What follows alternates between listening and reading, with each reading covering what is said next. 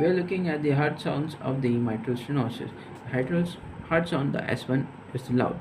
In Viva, it could be asked that the why S1, when S1 could be soft, then you can say that there could be calcification or associated mitral regurgitation or severe pulmonary hypertension.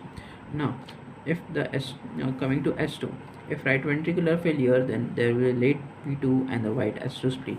The S3 will be left ventricular S3 never seen, but the right ventricular S3 present due to right ventricular failure.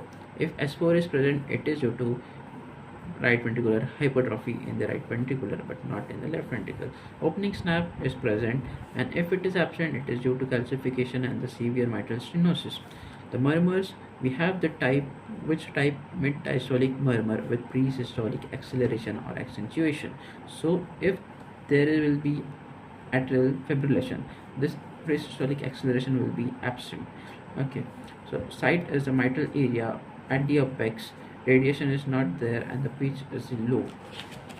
We have other murmurs such as PR, okay, which is due to pulmonary regurgitation due to early diastolic due to pulmonary valve damage by the pulmonary hypertension. Now, clinical criteria for severe mitral stenosis. S2 opening snap gap is inversely related to the severity. So, more the opening snap, the less the severity. The duration of the murmur is directly related to the severity. More the duration, more the severity. Chest X-ray on investigation will find the straightening of the upper heart border. Okay, so we have here concavity usually present, but it becomes straight on mitral stenosis due to LA accumulation, blood accumulation in the LA, and the blood arterial shadows, double arterial shadow is seen. Widening of the cardinal angle is seen. If LA compresses recurrent laryngeal nerve, then we get the hoarseness of the voice, or called a Ortner syndrome. Then normal cardiophrenic angle is obtuse, which is equal to left ventricular apex, and then CP angle acute is equal to right ventricular apex.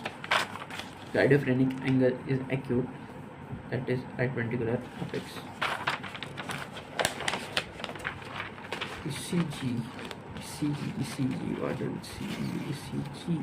Okay, ECG is like this.